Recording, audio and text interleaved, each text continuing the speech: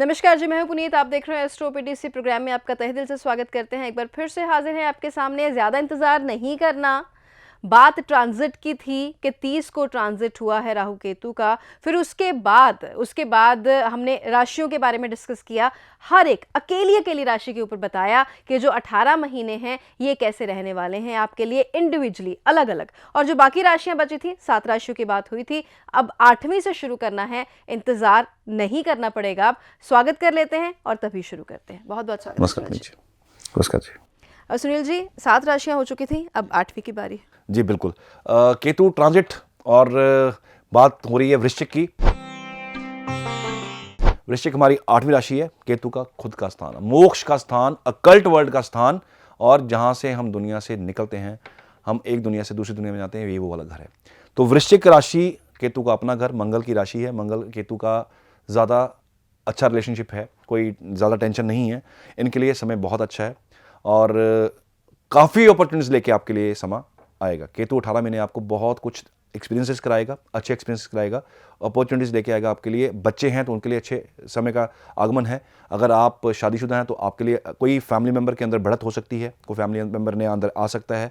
और कोई आप चीज़ की वेट कर रहे थे, आपका कोई रिलेशनशिप अभी कंप्लीट नहीं हुआ था, तो वो कंप्लीट होने का समय है। हालांकि केतु है, केतु अधूरा करता है, लेकिन यहाँ केतु आगे अब कंप्लीट करेगा। इसके साथ साथ ही बिजनेस के लिए बहुत अच्छा समय है, जॉब के लिए भी अच्छा समय है। जॉब वाले जो लोग जॉब करते हैं उनके लिए अपॉर्चुनिटीज का रास्ता अब खुलेगा। और अगर आप कोई प्रॉपर्टी में इन्वेस्टमेंट करना चाहते हैं तो आप इसमें कर सकते हैं। जितना मैं एनालिसिस में कर रहा हूं, ये केतु की डायरेक्ट दृष्टि, केतु जहां बैठा हो वहां, और केतु की जो 2 दृष्टियां हैं उसके ही जो कंक्लूजन है उसके ऊपर मैं यह प्रेडिक्शन आपको दे रहा हूं। सो आपको अब जिनकी शादी नहीं हुई उनकी शादी होने का समय आ गया है, और जिनका रिश्ता जिनको नहीं मिल रहा था उनको अब मैच मिलेगा, कंप्लीशन होगा। और दूसरे साथ साथ अगर आप किसी अफेयर में हैं, लव अफेयर में हैं, थोड़ा सावधान रहें, क्योंकि यहाँ पे चीटिंग का पीरियड है। थोड़ा ध्यान रखिएगा, थोड़ा सतर्क रहिएगा। खर्चा काफ़ी रहेगा लेकिन इनकम भी बहुत रहेगी। पैसों की कमी आपको नहीं आएगी। पैसा आपके सामने से चल के आपके आएगा। अपॉर्चुनिटीज ऑफ पैसे की आपको आएंगी। काम आएगा तो पैसा भी आएगा। तो खर्चा भी रहेगा, टेंशन लेने की जरूरत नहीं है। इनकम भी वैसे ही रहने वाली है। स्टूडेंट्स के लिए समय अच्छा है, कंपटीशंस की तैयारी कर रहे हैं, समय अच्छा है। इन राशि वालों का ओवरऑल जो व्यू है वो बहुत अच्छा है। केतु यहाँ पे ट्रांजिट करें कि आपके अष्टम के अंदर आपको बेनिफिट देने के लिए काफी काफी काफी अच्छे स्थिति में इस वक्त हैं। बात करते हैं धनु वालों की। धनु के लिए ये जो केतु का गोचर हुआ ये 10वें भाव के अंदर होगा। आपको अपने आर्थिक जीवन, आपको अपने जो आपका डोमेस्टिक लाइफ है, फैमिली लाइफ है, आपके मनी मैटर्स की जो लाइफ है, इसके ऊपर काफ़ी प्रभाव जो है केतु छोड़ने वाला है। धार्मिक यात्राएं करनी पड़ेंगी, ज़रूर कीजिएगा। ऊंचाई वाले एरिया में, पहाड़ों में कोई मंदिर है वहाँ माथा टेकने रूटीन में जाना शुरू कर दीजिए। नहीं जा सकते ज़्यादा तो कम से कम 3 महीने में एक चक्कर ज़रूर लगाना शुरू कर दें। आपको ये उपाय के तौर पे बता रहा हूँ कि आपको ये बहुत इसका बेनिफिट मिलेगा। सीनियर्स कमी निकालेंगे काम के अंदर। जो भी सीनियर आपके हैं, जहाँ अब आप कार्यरत हैं, तो आपके सीनियर जो हैं उनको आपका काम पसंद नहीं आएगा। आप जितना मर्जी अच्छा बन के दिखाइएगा, सोने का बनकर दिखा दीजिएगा, लेकिन कमी कोई ना कोई निकाल ही देंगे। तो डिसअपॉइंट होने की जरूरत नहीं है। ये एक चाल ही ऐसी है ग्रह की कि आपको ये तंग करने वाली है। थोड़ा सावधान रहिएगा, ये चीज़ होगी। आपको पहले बताने का फायदा ये होता है कि आप उस चीज़ को लेकर सतर्क हो जाते हो। तो कुछ ऐसे ही बहस आपके साथ हो जाए किसी सीनियर की तो आप अवॉइड कीजिएगा। राजनेताओं जो हैं और ये राजनीति से जुड़े हुए हैं, इनके लिए बहुत अच्छा समय है, राइज होने का समय है। अगर आपको कोई मंत्रालय चाहिए है या आप पॉलिटिक्स ज्वाइन ही करना चाहते हैं तो आपके लिए समय अच्छा है। This is the right time, आप ज्वाइन कर लीजिए। किसी भी पार्टी को ज्वाइन कीजिए, लेकिन आप इसको ज्वाइन कर लीजिए, आगे जाके आपको बेनिफिट इसका मिलने को दिखेगा। साथ साथ बात करें तो खर्चों की, खर्चा बढ़ेगा, इनकम भी बढ़ेगी लेकिन खर्चा ज़्यादा रहेगा। तो बचत यहाँ पे थोड़ी कोशिश करिए करने की यहाँ पे, क्योंकि बचत होती हुई दिख नहीं रही। लेकिन थोड़ा सा अगर अमाउंट आपका इनकम 10 रुपये है तो 10 रुपये में 1 रुपया भी निकाल के आप साइड पे रखेंगे, आगे जाके काम आ जाएगा। हेल्थ के ऊपर फोकस करने का आप समय है। डॉक्टर से कंसल्ट कीजिएगा। कुछ भी 19-21 आपको थोड़ा सा भी लगे, घर के डॉक्टर मत बनिएगा, अपने डॉक्टर खुद मत बनिएगा। डॉक्टर से एडवाइस लेके आप टेस्ट वगैरह जो भी वो कहें उनकी एडवाइस मानिएगा, आपके लिए बेनिफिशियल रहेगा। बात करते हैं मकर वालों की। मकर वालों के लिए 9th हाउस में केतु चले जाएंगे और ये जुपिटर का घर है। धार्मिक यात्राएं करवाएंगे और धार्मिक चीज़ों में रुचि बढ़ेगी, कोई दिक्कत वाली बात नहीं है। जाइए, बढ़ाइए। कोई आप किसी को ज्वाइन करना चाहते हैं, किसी संस्था को, धार्मिक संस्था को, राइट टाइम है, बेनिफिट मिलेगा, आगे जाके फ़ायदा मिलेगा। आपके किए हुए डोनेशंस बहुत काम आने वाले हैं। आपके लिए साधु संतों को सुनना इसलिए बहुत ज़रूरी है एज ए रेमेडी। आप अपने स्पाउस के साथ, अब मैरिड हैं तो अपने स्पाउस के साथ बैठ के सत्संग सुनिए, ये भी आपको एज ए रेमेडी काम करेगा, इसका भी बेनिफिट आपको बहुत मिलेगा। इसके साथ साथ आपके घर के अंदर आपकी इज्जत बढ़ने का समय है। आपको अगर तवज्जो नहीं दी जाती थी तो अब आपको तवज्जो दी जाएगी और आपकी बात सुनी जाएगी। आपका एक वजूद आपको इन 1.5 साल के अंदर आपको देखने को मिलेगा कि आपकी बात की वेटेज है। आप जो बोल रहे हो, जो छोटी छोटी चीज़ें भी आप बोल रहे थे, नेट पिकिंग थी, वो भी अब घर वाले सुन रहे हैं आपकी बातें, तो आपको ऐसा एक माहौल देखने को मिलेगा। बात करते हैं हमारी अगली राशि की, जो कि कुंभ राशि है। 8वें घर के अंदर केतु आ रहे हैं, अष्टम के अंदर, और मैरिड लाइफ के अंदर तनाव आएगा, रिलेशनशिप के अंदर तनाव आएगा। और अगर आप अफेयर्स में हैं, रिलेशनशिप में हैं, यहाँ पे तनाव की स्थिति बनी हुई है। जुबान पे कंट्रोल रखना पड़ेगा, ठीक रहेंगे, सही रहेंगे। कहीं कुछ चीज़ें अवॉइड करनी पड़ती हैं।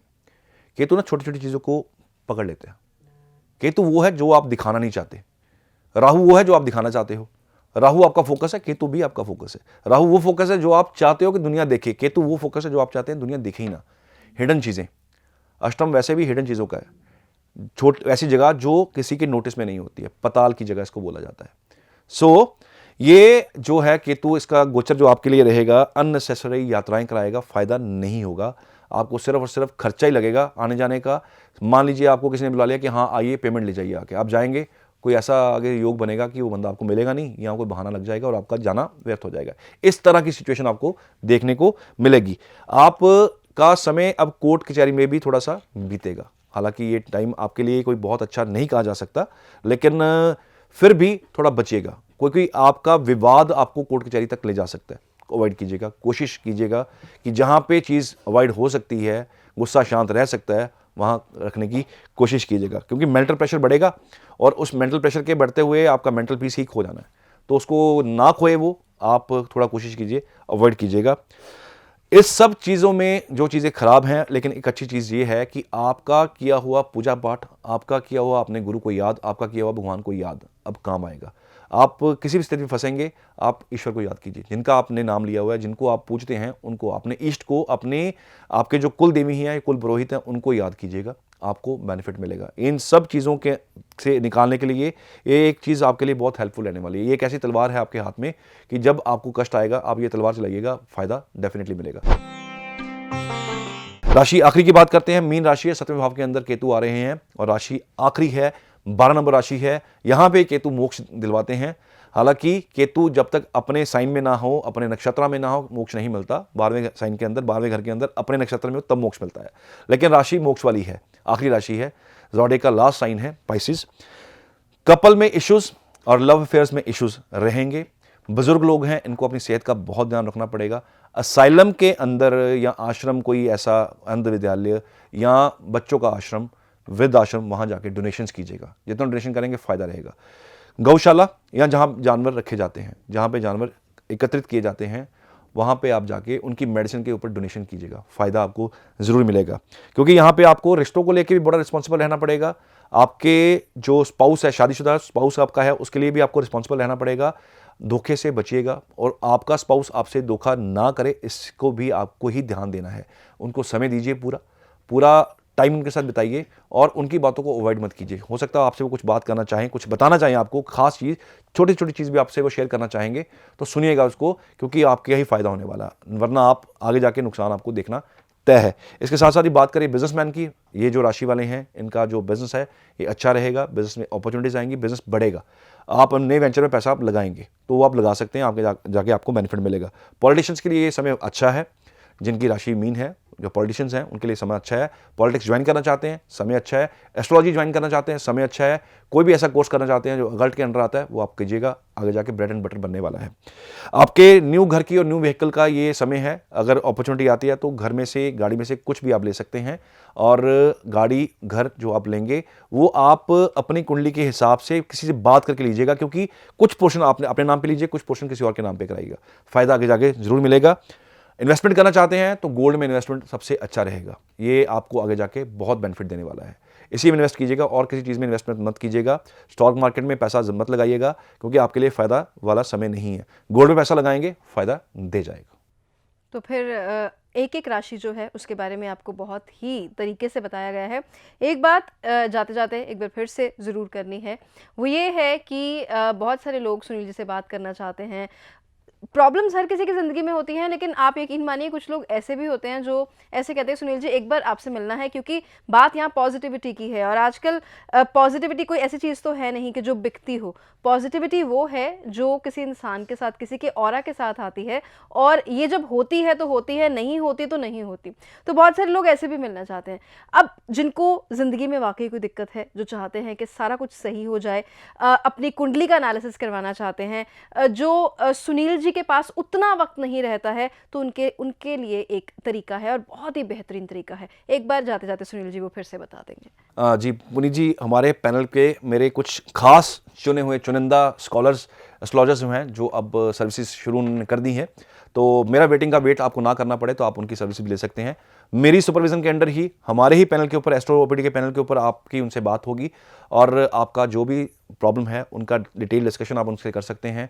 जैसे मेरे से बात करते हैं वैसे आप उनसे बात कर सकते हैं, और निवारण और उनका डायग्नोज आपको बहुत अच्छा मिलेगा। मेरे स्टूडेंट्स हैं, तो मैंने ही कुछ चुनिंदा स्टूडेंट्स निकाले हैं जो हर क्लास में हर तरह के स्टूडेंट्स होते हैं। तो कुछ स्कॉलर्स होते हैं, तो वो स्कॉलर जो हैं जिन्होंने कुछ एक्स्ट्रा करके दिखाया और जिन्होंने एक्सपेक्टेशन से अबव चले गए, वो स्कॉलर्स हैं आपकी सेवा में, अब वो रेडी हैं। तो आप मेरी वेट ना करते उनसे भी आप बात कर सकते हैं। तो फिर आप देख लीजिए कि क्या कितना कुछ अच्छा हुआ है इस एपिसोड में। एक तो आपको वेट नहीं करनी पड़ेगी। दूसरी बात जो है वो ये है कि जो अपनी राशि के बारे में पूछ रहे थे, उनको बड़ी डिटेल्ड जानकारी जो है उसके बारे में दे दी गई है, क्योंकि ट्रांजिट है, चेंजेस तो होने हैं, अच्छे होने हैं, बुरे होने हैं, चेंजेस तो होने ही होने हैं। लेकिन उसके बारे में अब आप जानते हैं। जब पहले से पता हो तो फिर कोई दिक्कत नहीं होती। देखते रहिए एस्ट्रो ओपीडी, ऐसे ही प्यार देते रहिए, ऐसे ही विश्वास करते रहिए। धन्यवाद।